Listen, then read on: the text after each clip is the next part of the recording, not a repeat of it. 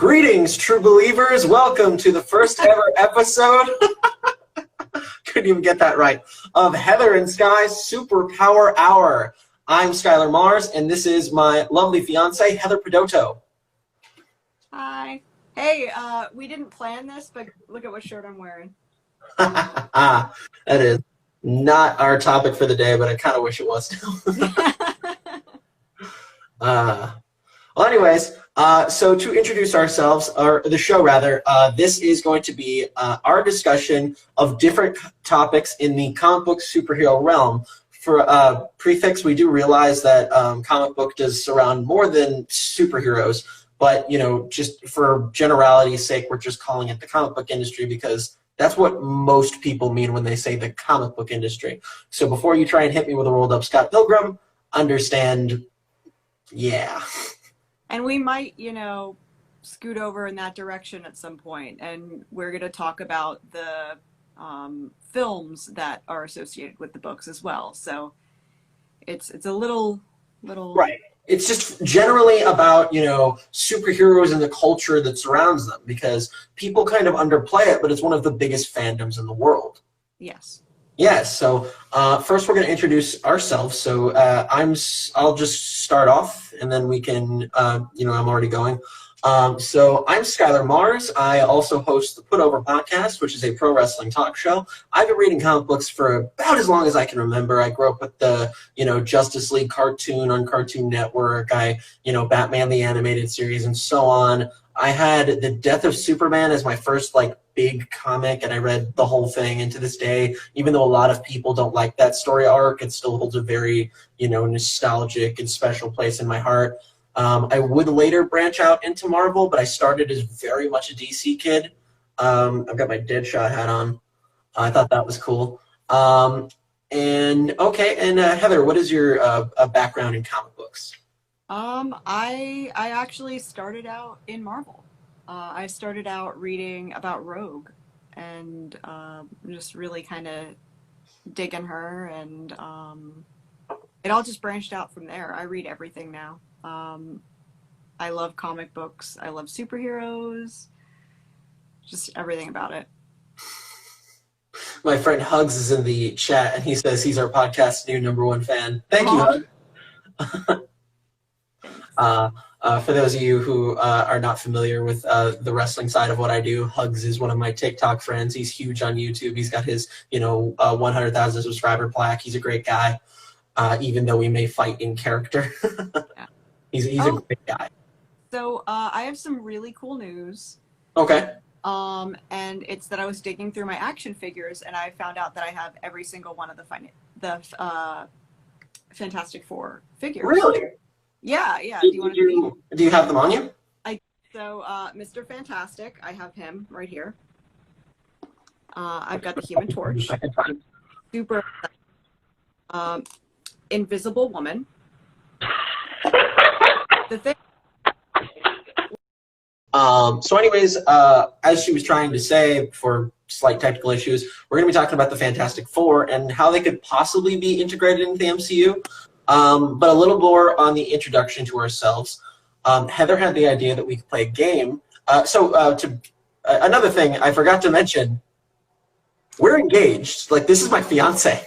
Yep. Hi. So that's one part of the dynamic I think will make this podcast very special. Another thing is that we should know each other pretty well by this point. We've been dating for almost 3 years. And this is going to put me in the doghouse, I guarantee it. We're going to try and guess each other's top 5 favorite superheroes. I'm going to say, in all fairness, as long as the 5 are close enough, the order itself should be lesser. It should be more like bonus points. I think that's more fair. Oh boy, I'm gonna incriminate myself today. Okay. All right. So who wants to go first? I'll go first. Okay. Here is what I think your favorite superheroes are. Oh my gosh. Frankenstein? I'm not sure if I could make an argument, but that's awesome. Can be considered a superhero. Fair enough. He's been in quite a few comic books, even by Marvel and DC. Yeah. I think in DC there's a thing called Agents of Shade, and he's like the leader. It's not very popular, but it's a thing. Nova, I do like Nova. Iron Man, okay. Spider-Man and Deadpool. You forgot number one, Who? Swamp Thing. Oh shoot! I did forget Swamp Thing. Oh my gosh. Okay, maybe I'm not as much in the doghouse as I thought. No, no, you're not. So I went with Spider-Man because of I do love Spider-Man. because he's really snarky, and also he You think I'm does the snarky? whole reporter thing. Are you saying I'm snarky? Am I saying you're snarky? Baby, I love you so much, but have you met you? Have you spent any time with you? Yes, I'm very snarky. I know that.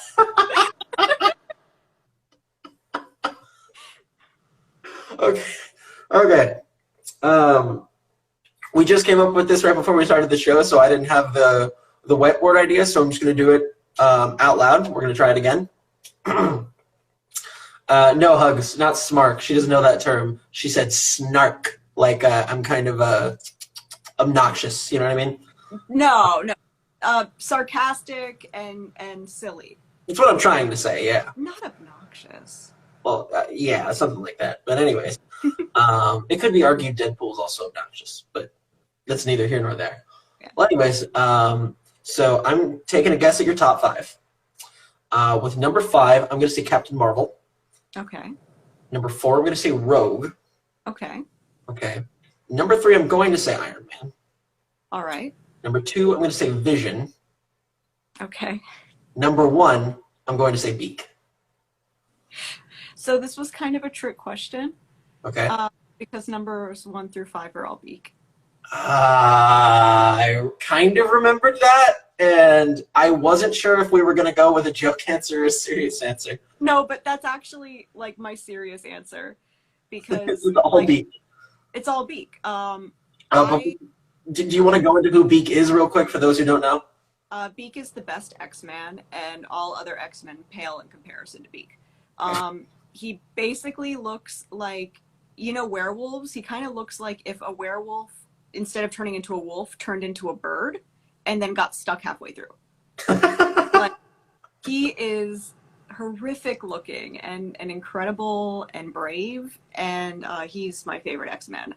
Now, I love a lot of other superheroes, from Batman to Deadpool to everyone you mentioned, and I love them, but no one hits Beak level for me.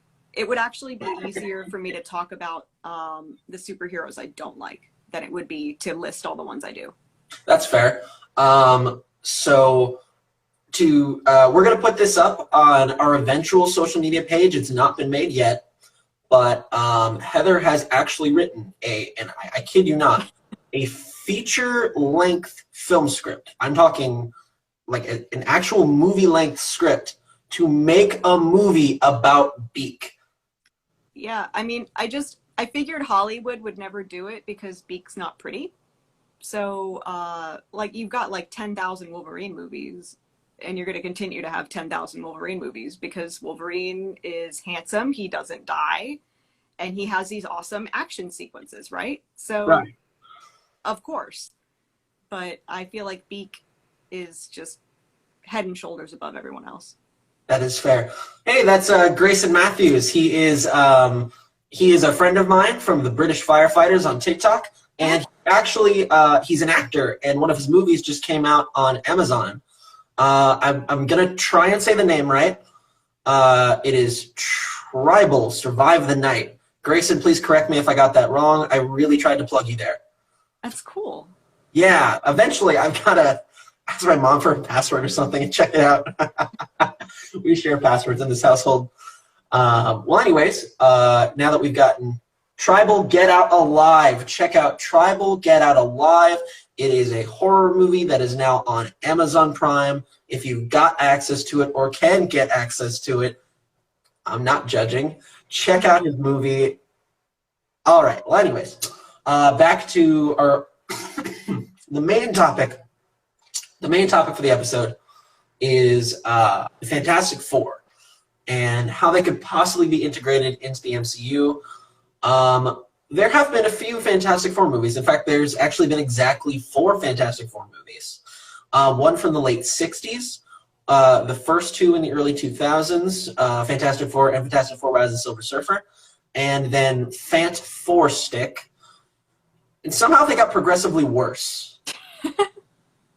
It's actually kind of baffling. Like, this movie should write itself. It's about, like, the nuclear family dynamic, and then all of their powers are an allegory for their, like, for their character arcs. Like, they write themselves. It's so easy.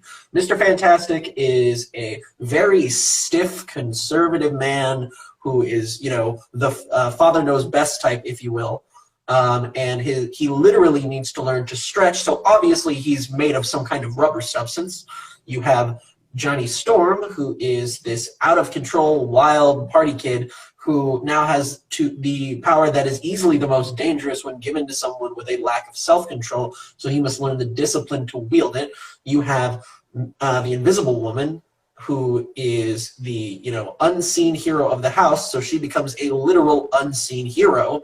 And then you have the Thing, who is, you know, kind of both the cool uncle / cool dog, and he's a very sensitive person with a harder outer shell. So obviously he has a literal harder outer shell. It should be so easy.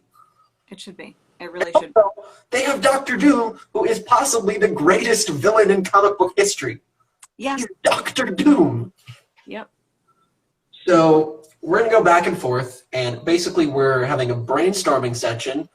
Smoke is the other British firefighter from TikTok. Good to have you on our show. To reintroduce ourselves for a second, this is Heather and Sky's Superpower Hour. This is my fiance, Heather Pedoto, and we're talking superheroes and superhero culture. Oh, nice to see you, Smoke. Anyways, we're talking about the Fantastic Four, and we're going to try and basically pitch, elevator pitch how they would be integrated into the MCU. So I believe, Heather, you had some ideas last we talked about this. I did. So you had mentioned a really great idea about starting them out in the 60s, and then they do their whole space thing, and they never come back down. And that way, we could pull them into the current MCU, like right after Infinity War. And so I was thinking a good way to kind of have them show up for the second time. So 60s space, cosmic rays, they get their superpowers, immediately kidnapped by the Kree. Okay. Now, the Kree are already villains in the MCU. Established MCU villains. Yeah. And say, Captain Marvel, after a battle with a Kree warship, goes in and sees, 4 stasis pods, right? And brings them back down to Earth. And you have this really cool kind of fish out of water, fish out of time storyline that we got to have with Captain America, who obviously no longer can fill that role. Right. So I think it's really a cool idea to play with time, because, like, bless Captain America. I love Captain America. His idea of being outside of his realm was one note because he's one character. Now you have 4 different characters with 4 different opinions on what it means to be outside of their time. Right. And, like, I think that would just be a really, really cool thing, and a way to dig deeper into that. Reed would be way into new science, into how the world has changed since then. Sue, basically, you had talked about her being the classic 60s housewife.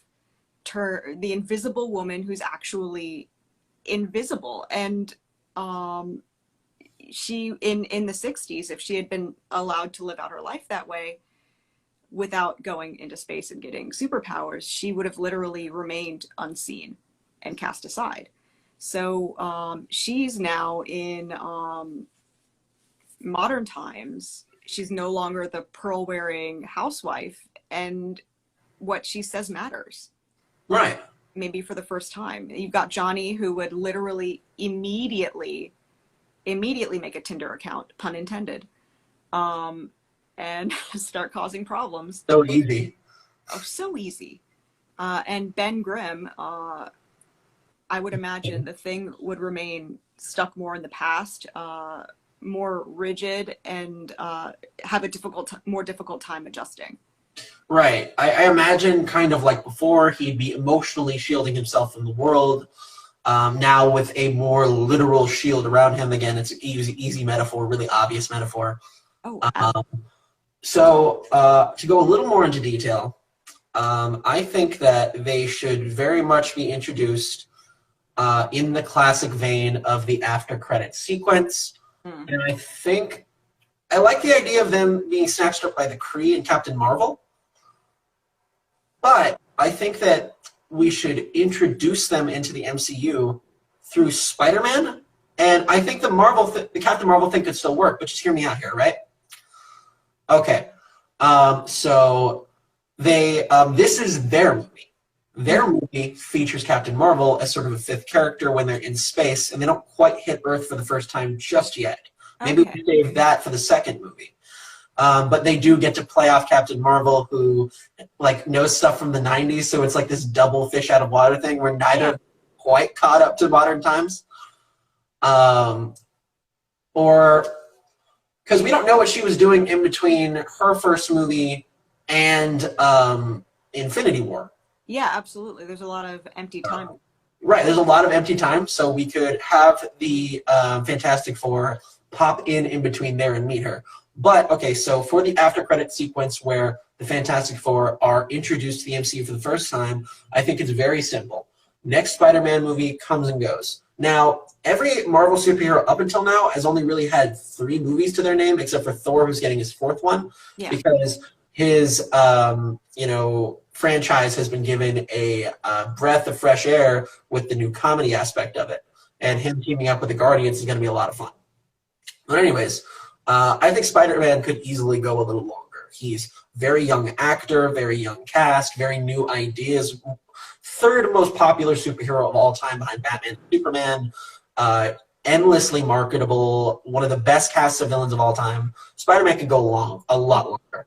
So this is my proposal. Next Spider-Man movie comes and goes. I imagine they're going to start introducing the Sinister Six. Spider-Man's going to feel a little bit lonely. Maybe he's taken on the first 2 of them. The Sinister Six haven't formed. They're starting to plant the seeds of more than one villain being at Spider-Man's throat at the same time. Yeah. And we don't know if Mysterio's dead. He's a master of illusions. Oh, for sure. It's easily explainable he's not dead. Yeah. And Jake Gyllenhaal, I have a feeling, had a lot of fun playing that character. We want to do it again. Yeah. But, okay, so next Spider-Man movie comes and goes. And at the end, throughout the movie, there's mention that the Stark Tower has been bought. The original, so before the Avengers moved to Washington, they were in New York with the Stark Tower. Yeah. And they hear it's been bought by someone named Baxter. And at the end of the movie, end credit scene, Spider-Man is watching the construction, and he's just kind of feeling sad. He misses Tony, and then a little kid walks up to him, or not a little kid, but someone about his age, right? Yeah. And he's like, "It's crazy, right?" And he's like, "Yeah, Stark owned that building for like years and years and years. It's a shame to see it go." And he's like, "Well, I think the new tenants are going to be just fine with it." And he's like, "How do you know?" And he's like, "Well, I'm one of them." And then the 4 logo starts being lowered from a crane towards the building. And it's obvious that kid is Johnny. Yeah, no. Johnny should be a teenager. Not like his Chris Evans persona where he was just like kind of Quagmire from Family Guy, But he should be Spider-Man's age, and their friendship should be a big thing. Yeah. They should find an actor who has chemistry with Tom Holland specifically to make that friendship work. Absolutely. Absolutely. So, yeah, that way Johnny being young has someone to hang out with and, maybe sneak out to go hang out with because Reed wants him to stay inside so we can do experiments and stuff. Yeah, and mess Right. around with their superpowers and do dumb teenage kid things with Right. superpowers. Right. So next appearance of the Fantastic Four, it's not their movie just yet. I'm thinking this through as I'm going along, but these are a lot of pre-thought ideas. Yeah. I'm thinking that it is Captain Marvel's movie, like you said. Mm-hmm. And the four come around towards the end fully formed for the first time. Yes. And their first movie is back on Earth at the Baxter Building. All the classic, maybe even Herbie shows up. Mm-hmm. Their robot, their version of Jarvis. Yeah. Yeah, except Herbie had like a cartoon voice. He was very wacky, At one point, he was the fourth Fantastic Four member. For some reason, there was no Johnny. Huh. Yeah, it was very strange. Now, I'm kind of digging the idea of, the wacky sidekick, not just for comedic effect, but because they're from the 60s. That's what their frame of reference would be. Right, you are a big fan of My Three Sons, right? Yeah, best TV show. Yes, that's very much would be the model for this kind of family. Actually, that's not true because that family was literally about breaking the mold of the 60s family. Yeah. I'm thinking the easier reference would probably be, again, Father Knows Best, which I know that's a very dated show, but that's also kind of the point. Or Leave It to Beaver, where they're Beaver, that's also true. These kids getting into their adventures. Exactly. Leave It to Beaver, Father Knows Best. Or because we want to keep it 60s aesthetic, so finally it's their movie, my thought at least. So they fought the Kree with Captain Marvel. Captain Marvel helps them get home, but she still has more space business, so she stays in space. And then, chronologically, this would have been a few years before they moved into the Baxter Building. So Johnny is a lot younger in this Captain Marvel movie, and now he is Pete's age. Yes. So he's a new friend. And that can even be an arc where Ned gets jealous of Johnny. He's like, oh, he's got more superhero friends. So they could give Ned a whole moment of saving both of them by being the guy in the chair.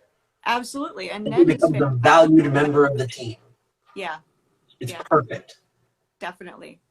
I mean, Spider-Man has such a great cast right now. It's we've got Stranger Things, we had the It movies, but I think Spider-Man has the best young cast. And I realize that a lot of them are not their ages, but they play being young so well it doesn't matter. They do. That's one thing that drives me crazy. I love the Spider-Man trilogy, but there is no way in no world Tobey Maguire was in high school at any point during that. No, he definitely was too old to play his character. But again, he played his arc so well, which was kind of removed from him being young. No. Okay, this is how I'd put it. That Spider-Man reminds me of Scott Pilgrim. Mm-hmm. Mm-hmm. It's not necessarily that he's young, he's immature, he's entitled, he's whiny, and the death of Uncle Ben forces him to grow up.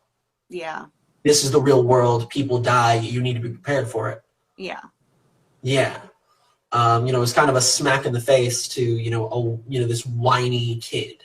Yeah. And also kind of to the idea of being a hero, to the idea that the classic joke about the Phoenix. Oh, so Jean Grey's dead again? Let's just wrap her in tinfoil. She's going to be back in another issue. When people die, they don't always die. And that's what I appreciate about Uncle Ben, about Batman's parents. Sometimes dead is really dead, and it's a hard lesson. Absolutely. So back to topic. That's basically my pitch for the MCU being introduced. And now we can talk a little bit more about our thoughts on a movie itself. So now we've introduced them, and now it's the first Fantastic Four movie. Yes. In the actual MCU. So quick recap, they hung out with Captain Marvel when they broke out of their space-time conundrum. Mhm. I'm being asked to break for questions. How would you feel about that? Meredith! Meredith is awesome. She is the lead of a band called Palisburn. Everyone check it out. Oh, I love cool. Meredith to death. She's so cool. Well, anyways, I'm being said we should break for questions. Let me check how we're doing on time. Yeah, we've got plenty of time. Do you want to break for questions? Sure. Okay. All right. They're all from Hugs. Damn it, Hugs. Okay. Oh, you're going to love this one immediately. If the Fantastic Four were represented by Hogwarts houses, who would be in which house? Oh my gosh. Such a great question. Thank you, Hug. Okay, so obviously Richards would be Ravenclaw because of the braininess. Absolutely. Storm or Johnny Storm would be Gryffindor because of the bravery, and even like the red color, I think, goes along with flame and fire, and foolhardy courage. Yeah. He's a little cocky though. Would that make him Slytherin? Because Draco you could argue he was brave. He was just cocky. Yeah. I think honestly, if Draco hadn't been raised by the Malfoys, he could have gone either way. Yeah, there was some conspiracy business there going on. Yeah, like he could have easily, if his whole life wasn't mired in like darkness and all that kind of thing, and the dark arts and emotional abuse, he could have been a Gryffindor. Absolutely. Now Sue, I hate to go the obvious route and peg her as Team Yellow on this one, Hufflepuff, because really Hufflepuffs are welcoming and caring and friendly, and honestly Hufflepuffs are great people, but I feel like I might be doing that just because she hits that classic 60s housewife. Yeah, because that's not wrong. That's what these characters should start from. Like, you can build characters off stereotypes. In fact, that's a very good writing technique. Start with someone's stereotype and then build from that. I can't believe I forgot to mention this. You're a published author. I think we forgot to mention that. Yeah. Kind of one of the things that gives our show any credibility is that you are a published author. I think what gives you credibility is that you are very, very talented and very smart, and that gives us credibility. But yes, I am a published author. Well, thank you, baby. But, do you want to plug your books for a second? Oh, sure, yeah. So my first book is called 1 out of 5 Items that Adeline Stein Left on the Bus on the Way to the Zoo, and it's about my favorite review of it is that it's like a romantic comedy written from the point of view of a brilliant psychopath, because she's really smart, she's got this rich imaginative life, but she has no way to relate to people, and she falls in love. So the entire book is her journal that she left on the bus on the way to the zoo, and instead of trying to find her, the person who found it published it, and that's the whole idea of the book. My second book is Imogene the Voodoo Queen, and it's about, the way I like to kind of describe it is she's like a hipster dirtbag Dr. Frankenstein. She lives in New Jersey and sells reanimated skeleton pets out of her apartment. And of course, if you reanimate the dead, you're going to have problems in your life with people coming to you and saying, hey, like, my uncle, kid, brother died. Like, can you fix it? And her being like, no, I can't do that. And there being consequences from that. But yeah, those are my books. And they're very, very good. I have, I fully read Adeline Stein. I've been given a personal audiobook reading from the author herself because if you didn't know, that's my girl. They're both fantastic in all seriousness. You really should check them out. I believe they're available on Amazon. They are. They are. Oh, Yeah. we forgot Ben Grimm for Witch Hogwarts House. Oh, yes, yes. So that's really hard because he's such a. I would have to go Gryffindor with him though too. What do you You think? think so?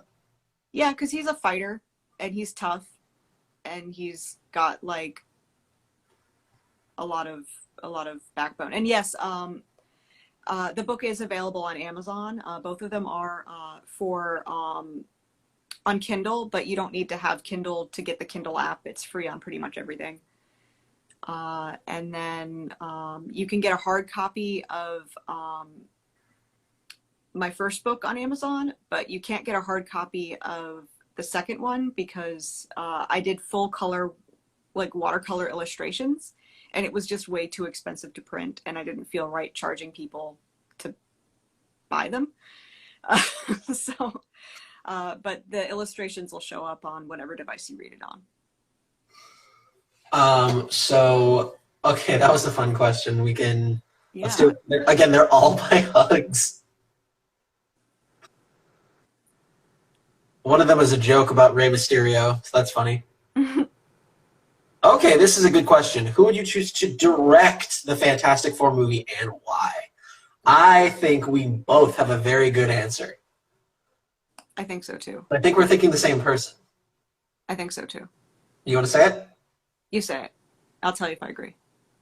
Well, because I feel embarrassed now because I'm blanking on his name, but we both know who he is. Yes. Buffy? Yeah. Joss Whedon, thank you. So Joss Whedon is responsible for the success of the greater MCU as a result of the Avengers movies he was the most involved in. So much so that DC called him to try and save Justice League. To be fair, that was a sinking ship. I don't think he was going to do anything with that. In all seriousness, I kind of like Justice League. I thought the fun parts were more fun. Yeah, I enjoyed Aquaman and the Flash and their dynamic. I really liked Cyborg and Flash's The Accidents. I really like that. Yes. I really wish they'd expanded more on that. Yeah. We're definitely gonna have to do another episode about how I feel DC fails at villains other than Batman villains. Very much so. Yeah. But we would pick Joss Whedon. My thought on that is he's the best at ensemble pieces. Mm-hmm. And obviously, this would be an ensemble cast. Yes. Because it's not just about any one superhero anymore. You've got a family. So him or maybe we should pick someone who doesn't work for Marvel already, like to make it a little harder. That is hard, because I was also thinking of the guy who is involved in Guardians and the guy who's involved in Thor. Yeah. Like, because they all have that kind of ensemble comedy background that would lend it really well to a bunch of great snappy dialogue. Very true. But I can't think of anyone who doesn't Who work. directed Deadpool? I don't know. I don't think I ever learned his name, but actually he might have something to contribute there. Because the second movie was ironically about family, but James Gunn was the guy behind Guardians. Yes. So I guess our two big picks are Joss Whedon and James Gunn. Again, two who've already worked in the MCU, but they've really proven themselves as people who are good at ensemble casts. And you need someone who's good with, building multiple characters at the same time. And Tim Miller did Deadpool. Deadpool 2 was really good with an ensemble cast. So that's the main focus, I think, if you're going to make a Fantastic Four movie, because it's about a whole family. You can't just do one character. Absolutely. Because when you really look at it, a lot of the greater MCU, and this actually is important to our conversation or pertinent or whatever, so that's actually a really good question, is all of them so far besides Guardians have been about a single character. And they're the only character who really needs to develop over the course of the whole story. Disagree? Because we're forgetting the Avengers. Yeah, but that's the big crossover event. So I'd say we ignore that for a second because Okay, again, yeah. Joss Whedon, he got that down. But no, for like the singular, franchises, I guess we'll call them. Even though this is all one big franchise, it's kind Yeah. of silly to call them individual franchises. But anyways, as far as the individual franchises go, you really only have to develop one character. Like, for example, if you take Doctor Strange, I don't think anyone but Doctor Strange learns anything. I Yeah. don't think anyone but Iron Man learns anything. I don't think anyone but Captain America, except when he gets to Winter Soldier, because then it starts becoming his movies kind of devolve into like spin-off Avengers movies. Well, you hit the same thing with Thor and Loki. True. Thor and Loki, they have changed, but also the movies kind of focused on them. Yeah. And then Portman kind of just dips after a while. It gets awkward. But yeah, they mostly focus on a singular character, so you really want a director who can handle a cast of multiple characters. Yes. Want each character to try and get their time. Yeah. I'd also, as kind of a side note, a lot of the Marvel movies are filmed relatively the same. They have different aesthetics, but for the most part, your camera work and whatnot, you get a Marvel movie. Yeah. And I'm not saying that there's anything wrong with that because the settings and whatnot and the superheroes are so visually diverse, it almost doesn't matter. But I think I'd like to see someone experiment more with the way a Marvel movie looks. I agree, and I feel like that's going to happen with the new Thor. Yeah, I agree. And I think once Deadpool is introduced, you don't really have a choice. Yeah, Deadpool's going to mess everything up. Yeah, you have to film his movie different because he's so different. He is. Okay,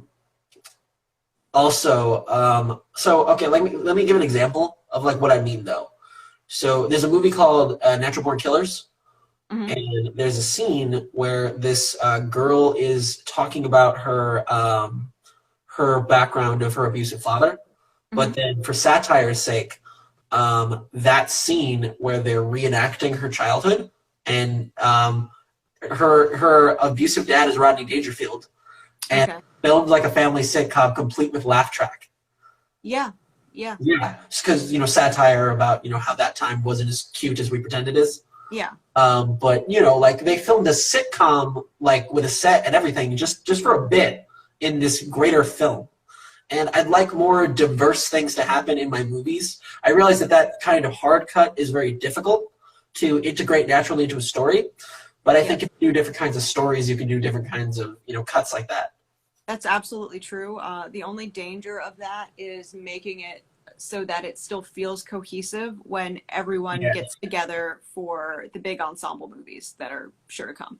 Absolutely. Like, you don't have to do every movie like that, but I'd like to see maybe we take one.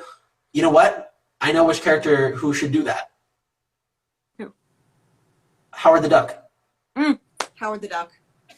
Like, he should be wacky, boundary breaking. His movies should feel more like a very long form Looney Tune than any of the other Marvel movies. Yeah, like, you should not be following Howard the Duck on an adventure per se. It should be him, scene to scene, just making us laugh with his wacky antics. Yes, absolutely. Kind of hitting the same notes as Who Framed Roger Rabbit. Exactly.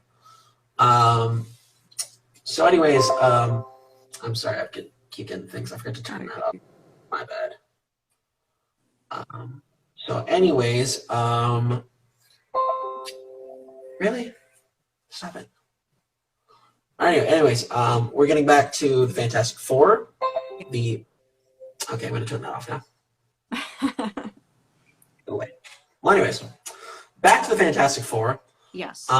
We are discussing their first movie now. This is the first Fantastic Four movie in the MCU proper. We've introduced them through other films. They've had a couple moments to shine in Fully Formed, but now they're getting their own movie finally. Yes. So quick recap. They fought alongside Captain Marvel and the Kree in the 90s. They've reached New York and bought the Baxter Building. And now Johnny Storm and Spider-Man are friends, and they're going to be teaming up with Spider-Man quite a bit. Yes. So now let's give a pitch to the Ooh, I like what my mom said there. My mom is watching. I know that's lame. Um, well, anyways, she says she wants to see a Crash, like the movie Crash. Mm-hmm. I Yeah, think that would be cool for a comic book superhero movie. it really would be. It would be. Yeah.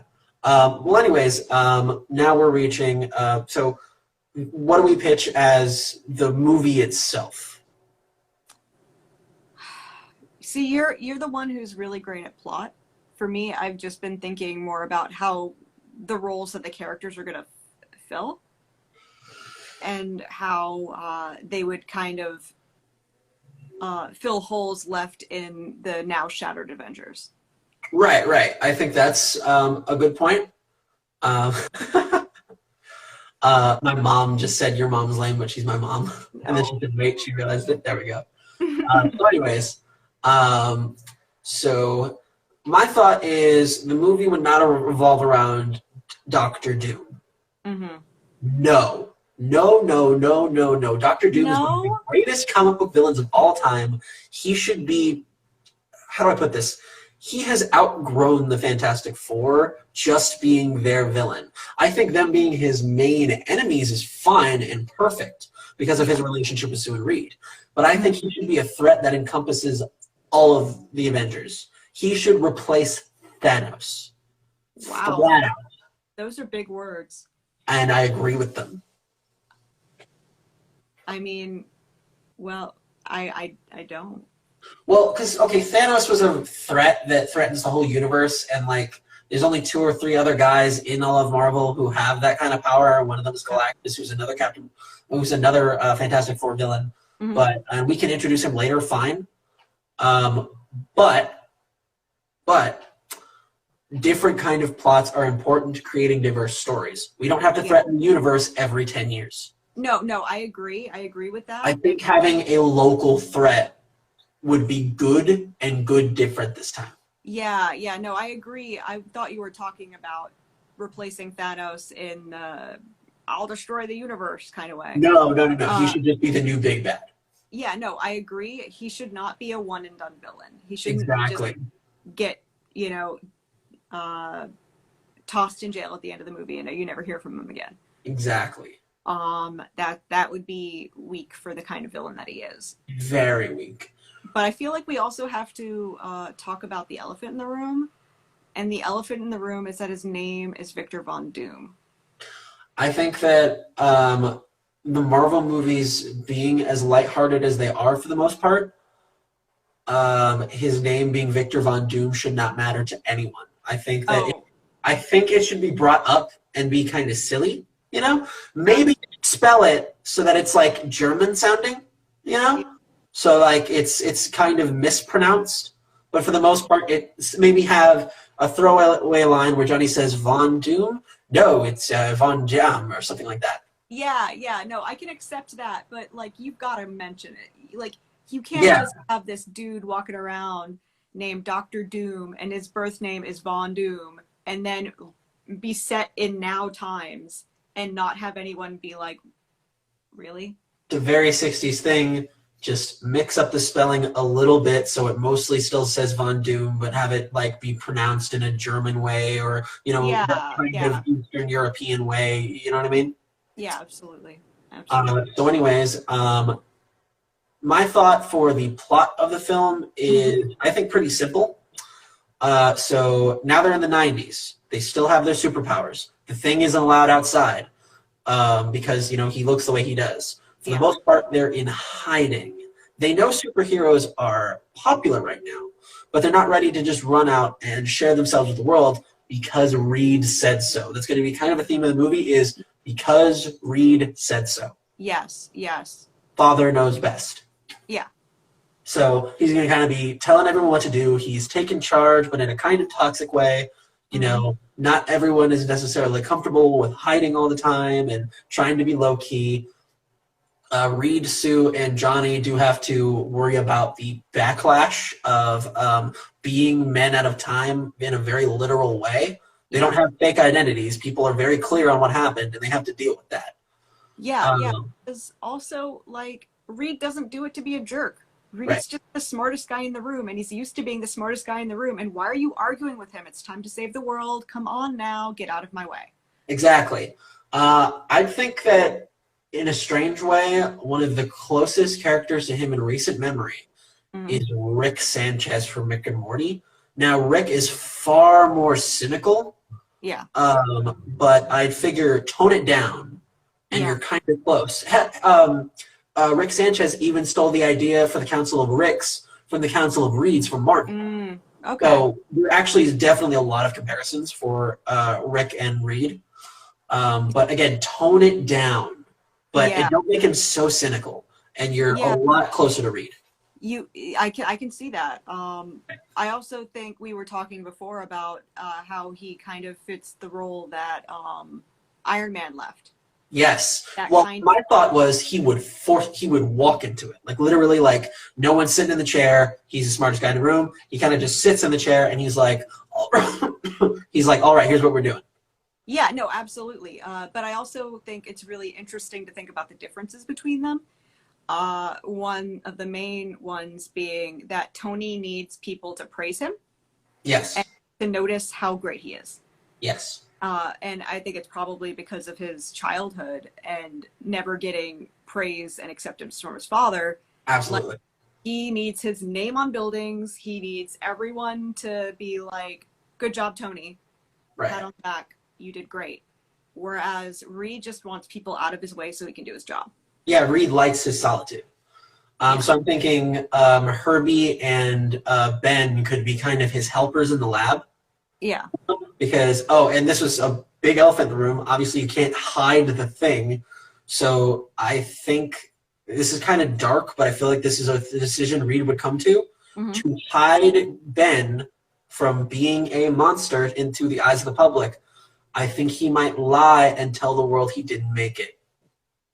Oh, man. It's dark, but I think that it shows the depth of how toxic Reed is as a person, and that's what he has to overcome. He has to learn how to treat people around him. Honestly, that doesn't cross Reed's mind as a bad thing. In Reed's mind, he's protecting his friend. Exactly. And that's the best, most logical way to protect his friend. Right. My thought is Ben would find this out later in the movie. Like, he's not watching a lot of TV. He doesn't know. He finally sees, like, a YouTube clip. He figures out YouTube at some point, right? And he watches the clip where Reed, Storm, and Johnny are doing the press conference. And they said, and they're doing, like, a short, and unfortunately, my best friend in the world, Ben Grimm, did not make it through our space-time travel. Yeah. And he becomes furious, and they fight. Yeah, and like, hey, that's not a decision you can make for me. Like, maybe I would have agreed if you'd asked me, but you didn't ask me. Right. And just having no concept that he should have even asked. Like, that was the smartest move to make. Like, why are you questioning me? Exactly. So my thought for the overall plot of the film is we've got 4 people to follow, so that's kind of 4 side stories. Yeah. So for the sake of the movie, you should kind of put Ben and Reed together, and then Storm and Johnny can have their kind of separate excursions. So we've got 3 stories. We've broken it down a little bit. Yeah. So Johnny is palling around with Spider-Man. Spider-Man is a guest star in this movie. Okay. And Spider-Man is teaching him about the world around him. And they also get to speak about how, I think we can finally close the book on Spider-Man mourning Iron Man, because obviously it's not like that kind of pain ever goes away, but we don't have to bring it up in every movie. Yeah. Yeah, it can be little things like the background of his phone is him and Tony. Yeah. Like, so I think having new friends like the Fantastic Four is really going to help him get over it, Yeah. Now, back to the idea of Reed kind of being a toxic mess. A little kid should not be on a spaceship.